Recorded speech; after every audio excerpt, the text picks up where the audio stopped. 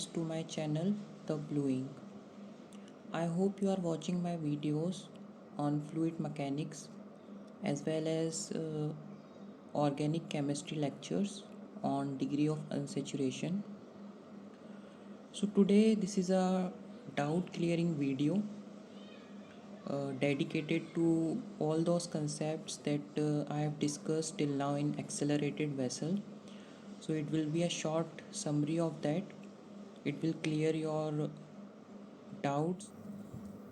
So what I have done is that I have again summarized some of the important points.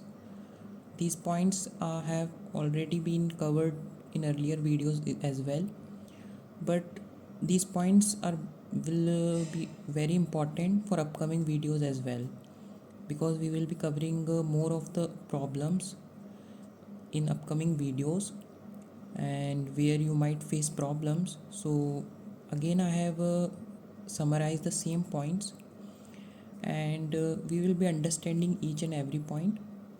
Simultaneously we will be taking some other miscellaneous concepts as well in these videos, and then we will be continuing with our ongoing problems. So these are all those points which we have already covered. So let us go through them quickly, and I will again be explaining you these points. So first point is, it is always advisable to choose the shortest possible path to find pressure difference.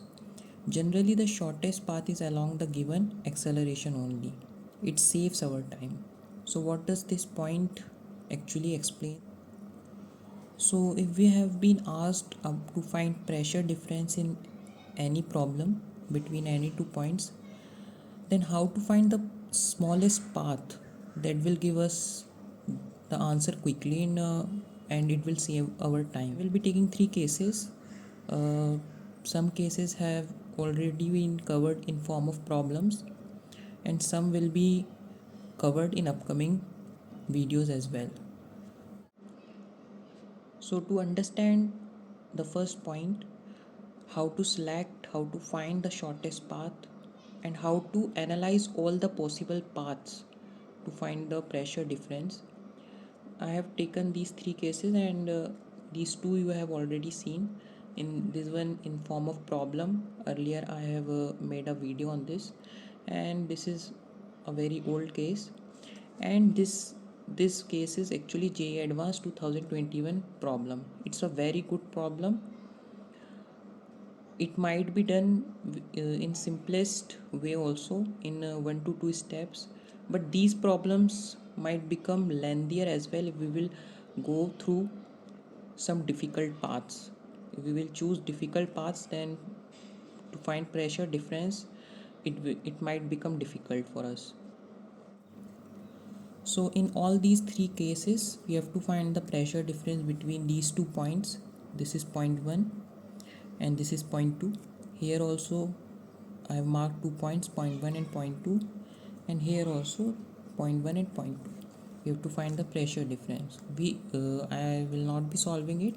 We will just be analyzing the possible paths to find the pressure difference and what is the simplest path that we should choose.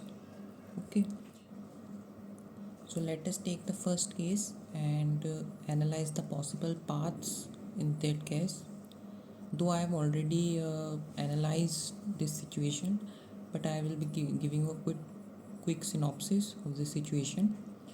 So the smallest path in the first case, in the first case, let me make the diagram once again like this. Let us say this length is L, this is point 1 and this is point 2. Suppose this height is h1 and this height is h2. So here the shortest path to find the pressure difference will obviously be along this acceleration, as I have already mentioned you, and I will recommend you to solve along this acceleration only. It will be much easier. The second path, this is first path you can travel from point 2 and point 1 along this direction. The second path which is possible is that you can travel like this. move a height h1 minus h2 till here, like this. h1 minus h2 means this length, and then travel like this horizontally, and then move down a height h2. So this is another possible path. What you have to do, travel in continuity from point 2 to point 1 along this path. So this is a possible path. Or what you can do, you can also travel like this, a height h1, then along this direction, and then along this direction. All these paths, this is second path, the third path is like this.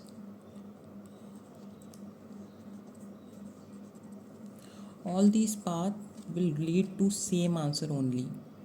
But what will actually happen in these two paths as compared to this first path, you have to eliminate some of the variables which are not required. And to eliminate those variables, generally we use the relation tan alpha is equals to a by g, or it's equals to h1 minus h2 divided by L. We frequently have to use this relation. If a student is using these two paths, then he must use this to eliminate any extra variables that are given in the problems. Okay, so these two paths might become lengthier, and though after some time student will realize that all the things are getting cancelled, and the answer which is coming will be same, and it will be coming in the fashion of this first path only. So I will suggest you to choose this path along this acceleration only, the smallest path. The third path, which is also the fourth path, which you might use in this situation, is again much lengthier one, is to travel along net acceleration only. So in this situation, net acceleration, when acceleration is in this direction g, one is downward direction a, and the net acceleration will be a square plus g square. It will be perpendicular to surface of water. So what you can do, this is surface of water, this was our point 2 and this was our point 1. Okay, what you can do, draw a perpendicular. So I have already covered these situations, and let us call these as L1 and L2.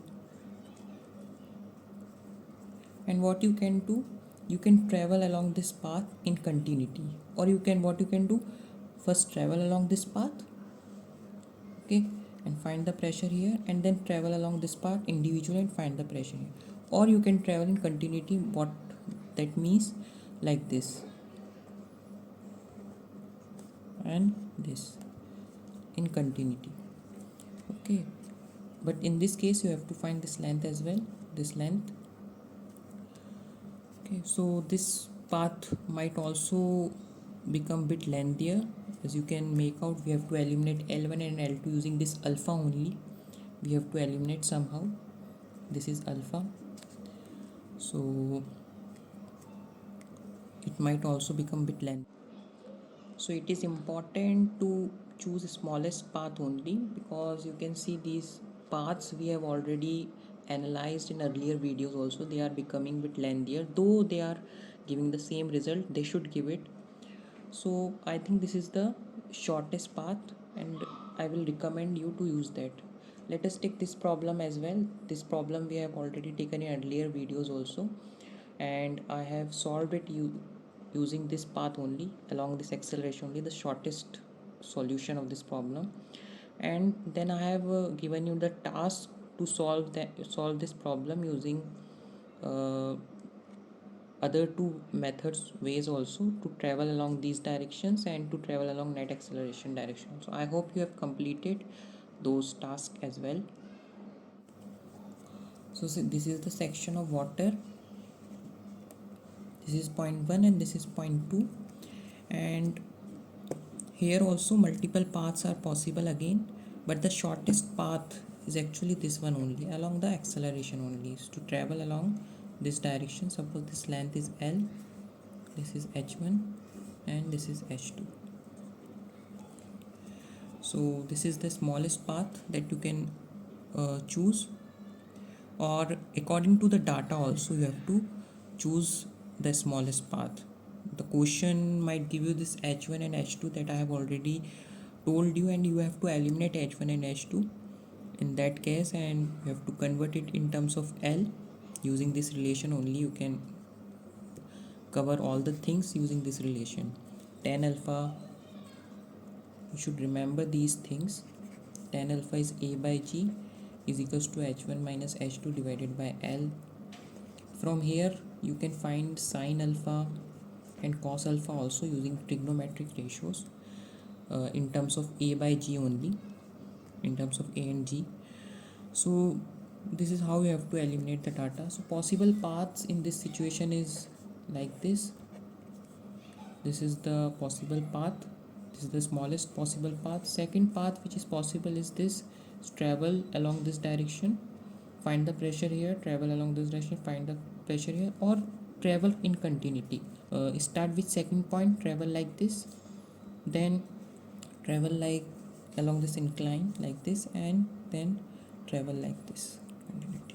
This path might require extra efforts again. Third path is to travel along net acceleration direction. Net acceleration will be, one acceleration will be along the inclined plane, one will be like this, and again net acceleration will come out like this. Water surface will be perpendicular to the net acceleration, and again you can find the pressure using this net acceleration like this situation only. And I have already told you this, all these things, all these paths in earlier videos. Now let us take this third question. This is a very beautiful problem that JEE Advanced created in 2021, and student must choose the smallest path in this situation to avoid lengthiness of this problem, because JEE Advanced wanted this only from students. See, if we will choose this path along this acceleration only, this vessel has been given acceleration a downwards, and the shape of vessel is bit different from this. See, I will be explaining that part also. What's the difference between these two problems, and the inclination angle, the difference between the inclination angle. So what is the shortest path here also possible is that you can travel along this direction only to find the pressure difference. It will be much easier. But if we will choose these two, this path means this height, let us say it is h1 and it is h2. If you will choose these paths and find the pressure here, and similarly choose this path along this direction, find the pressure here. Please don't forget to take the components of acceleration along these paths as well. Okay, so it might become a bit difficult for you, or what you can do, start from this point, travel along this direction, then travel along this, and then downwards, or travel along this direction, then along this incline and downward. This is the other path that is possible. Or what another path which is possible is to travel along net acceleration again. What will be net acceleration? Again, one acceleration will be in this direction, other will be in this direction, net acceleration will be this. So same paths will be possible for this problem as well, but here another path is also possible, which is actually, that path is also a shortest one that you can use here. Here you can choose, you can travel from this point to this point in this direction also, like this, and then vertically downwards like this. Means you can choose this path